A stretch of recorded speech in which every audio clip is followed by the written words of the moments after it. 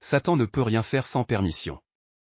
Dans Job chapitre 1, nous découvrons une vérité troublante, l'adversaire de nos âmes doit littéralement demander l'autorisation divine avant de nous toucher. As-tu remarqué mon serviteur Job, dit l'Éternel. Ces mots lancent l'épreuve la plus célèbre de l'histoire. Job 1, versets 1 à 22. Il y avait dans le pays d'Uz un homme qui s'appelait Job. Et cet homme était intègre et droit, il craignait Dieu, et se détournait du mal. Il lui naquit 7 fils et 3 filles. Il possédait 7000 brebis, 3000 chameaux, 500 paires de bœufs, 500 ânesses, et un très grand nombre de serviteurs. Et cet homme était le plus considérable de tous les fils de l'Orient. Voici un homme béni entre tous, qui intercède quotidiennement pour ses enfants. Mais Dieu va permettre que tout lui soit enlevé d'un coup. Pourquoi? Pour prouver que la foi authentique ne dépend pas des circonstances, mais de la personne de Dieu lui-même. Regardons ce que la plupart des lecteurs manquent dans ce passage. Premièrement, Job offrait des holocaustes quotidiennement pour ses enfants. Le verset 5 dit qu'il agissait continuellement ainsi. Pas seulement quand ils péchaient visiblement, mais au cas où ils auraient péché dans leur cœur. Quelle intercession! Deuxièmement, observez la conversation céleste. Satan ne peut pas toucher Job sans permission explicite. Il doit littéralement demander, étends ta main, touche à tout ce qui lui appartient. Le diable n'est pas autonome, il reste sous l'autorité divine. Troisièmement, les 4 messagers arrivent dans un ordre précis. Chacun dit exactement, moi seul j'ai échappé pour t'en apporter la nouvelle. Cette orchestration révèle que même dans le chaos apparent, Dieu contrôle chaque détail. Enfin, Job se rase la tête et déchire son manteau avant d'adorer. La douleur précède la louange, mais elle ne l'empêche pas. La scène céleste nous révèle une réalité spirituelle cruciale. L'Éternel dit à Satan, d'où viens-tu? Et Satan répondit à l'Éternel, de parcourir la terre et de m'y promener. Satan rôde, mais il rend compte. Il cherche, mais sous supervision divine. Quand Dieu dit, as-tu remarqué mon serviteur Job, ce n'est pas de l'information pour Dieu, c'est une déclaration de confiance. Dieu sait ce que Job fera. Satan accuse, n'est-ce pas parce que tu l'as protégé?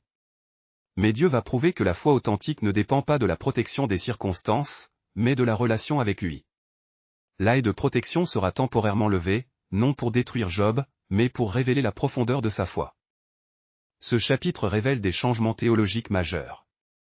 Premier changement, de la piété à l'épreuve. La droiture de Job ne l'immunise pas contre la souffrance, elle la rend significative. Dieu n'éprouve que ceux en qui il a confiance. Deuxième changement, de la bénédiction à la perte. Job perd ses biens, ses enfants, sa sécurité. Mais observez, il ne perd jamais sa relation avec Dieu. Les choses peuvent partir, Dieu demeure. Troisième changement, de la sécurité à la vulnérabilité. Même l'homme le plus juste sur terre reste dépendant de la grâce divine. Nous ne méritons rien, nous recevons tout. Quatrième changement, de l'accusation de Satan à l'adoration de Job. Satan dit, il te maudira en face. Job répond, que le nom de l'Éternel soit béni. La vraie foi choisit la louange même dans la perte. Les animaux de la création observent cette épreuve avec étonnement. Ils voient l'homme le plus béni de l'Orient perdre tout ce qui faisait sa richesse terrestre, mais maintenir sa foi en Dieu. Mes frères, avez-vous vu cela? Les troupeaux de Job, 7000 brebis, tous emportés par les raids. Pourtant il ne maudit pas celui qui les lui avait donnés. 500 paires de bœufs labouraient ses champs. Nous connaissions cette vie de service paisible. Maintenant tout est détruit, mais Job bénit encore l'Éternel. Quelle créature étrange que l'homme. Nous, quand on nous enlève notre proie, nous rugissons de colère. Lui perd tout et adore encore. Sa foi dépasse notre compréhension. Il offrait des sacrifices pour ses enfants chaque jour.